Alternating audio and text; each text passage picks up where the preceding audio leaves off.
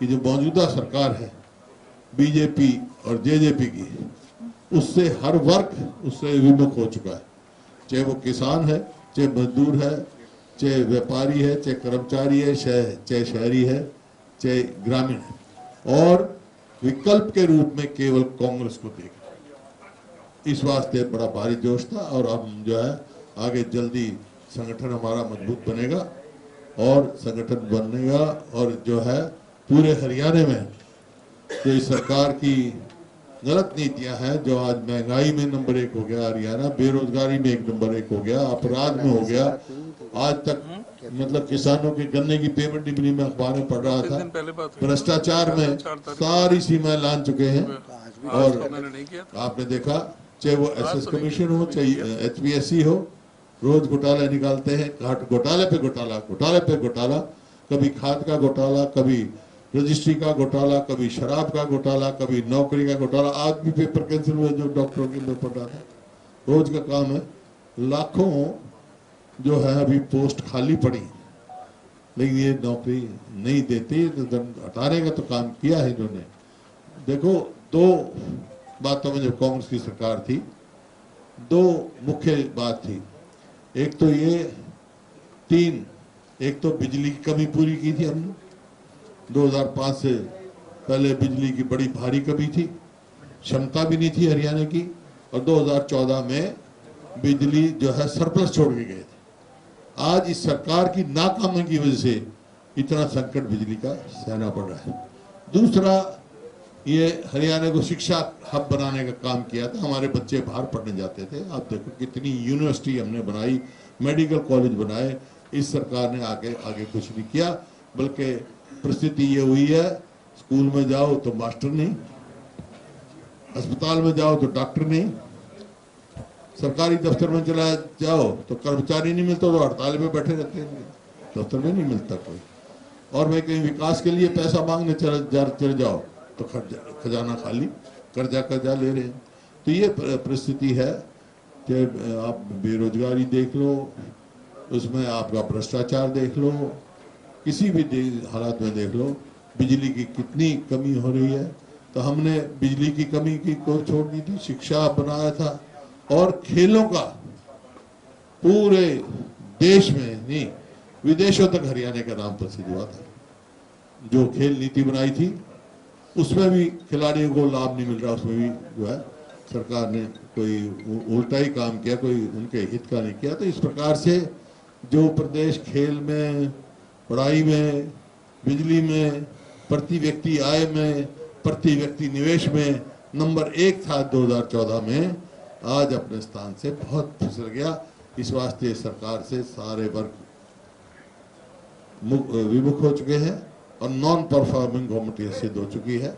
तो आज सब कांग्रेस सबसे ज्यादा मेरे को जो महसूस हुआ, जैसे मैंने कहा, तजर्बा ये है कि आप लोग भी सवाल पूछते हो कांग्रेस में ये गुट वो गुट वो गुट, कुछ नहीं, कार्यकर्ताओं में कोई गुट नजर नहीं आया। मेरे पूरी कांग्रेस के एक हो गए सब कांग्रेस प्रदेश के कार्यकर्ता, और एक शक्ति, नई शक्ति बन के उभर रहे हैं।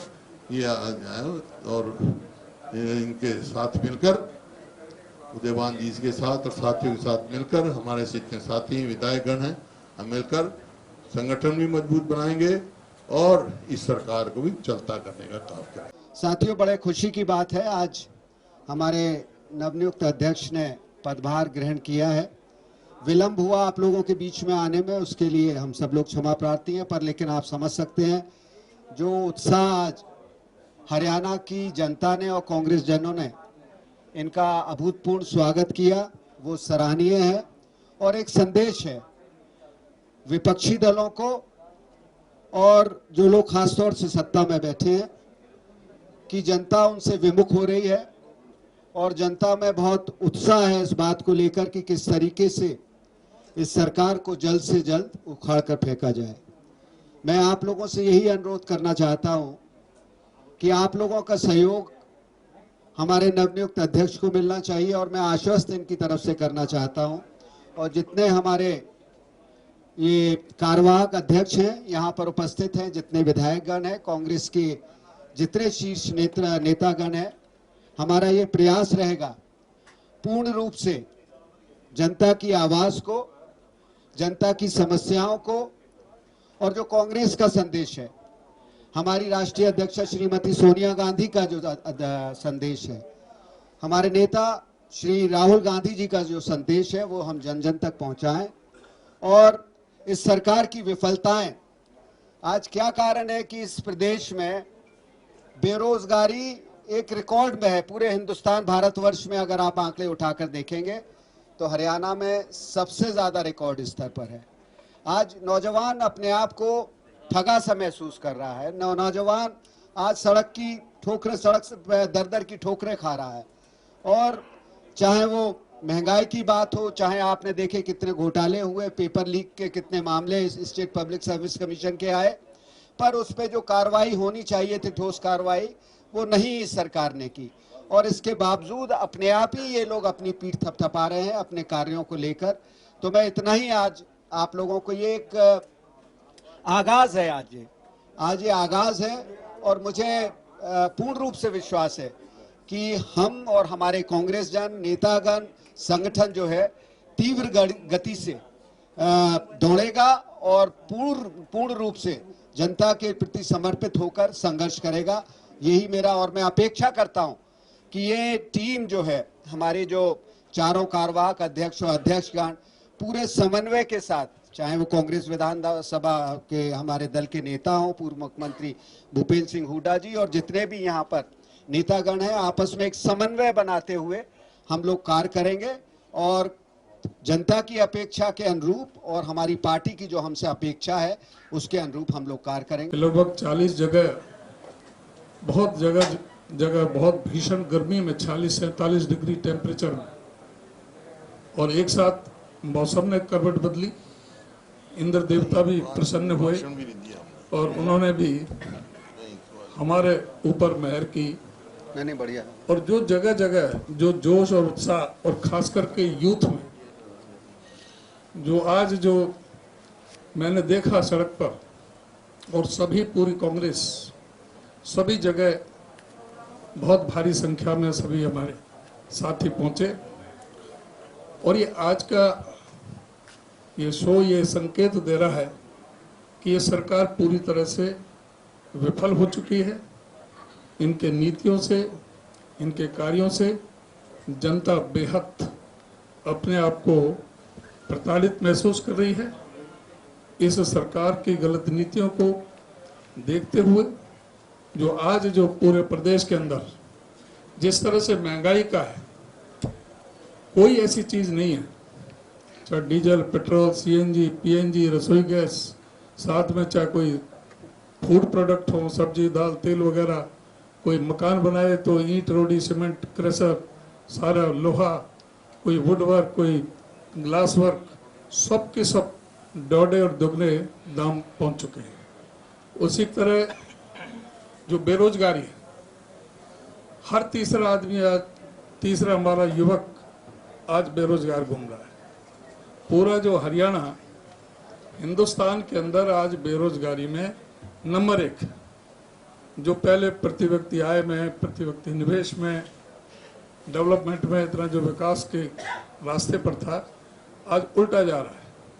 आज कर्जा कहाँ है?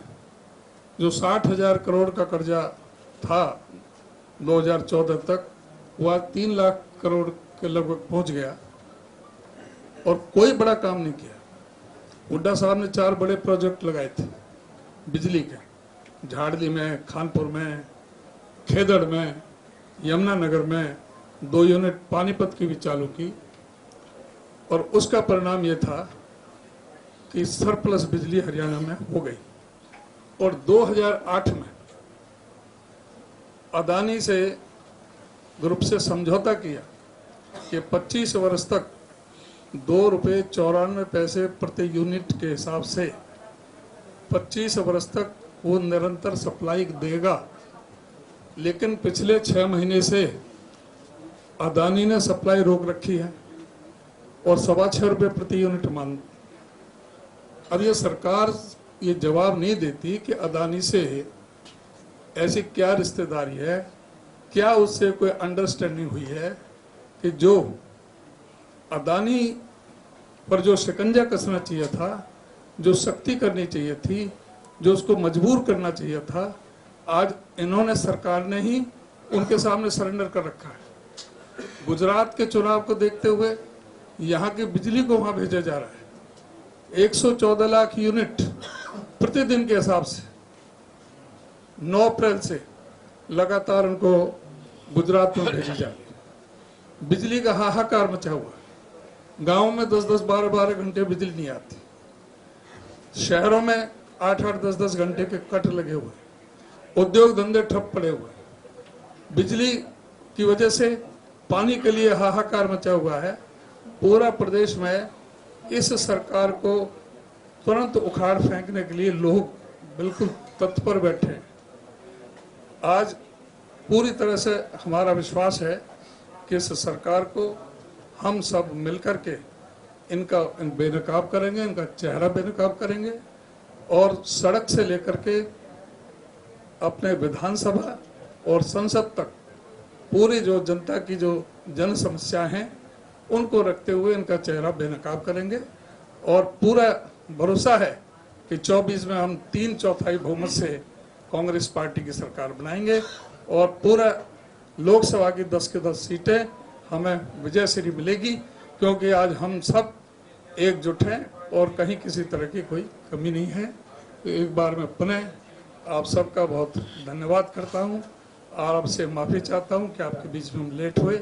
उसके लिए मैं आप सबसे क्षमा प्रार्थी हूं, आप सभी का। हमसे जुड़े रहने के लिए हमारे YouTube चैनल को सब्सक्राइब करें और नई वीडियो की नोटिफिकेशन के लिए बेल आइकॉन को दबाएं। अगर आप ये वीडियो Facebook पर देख रहे हैं तो लाइक जरूर करें और ज्यादा से ज्यादा शेयर करें। धन्यवाद।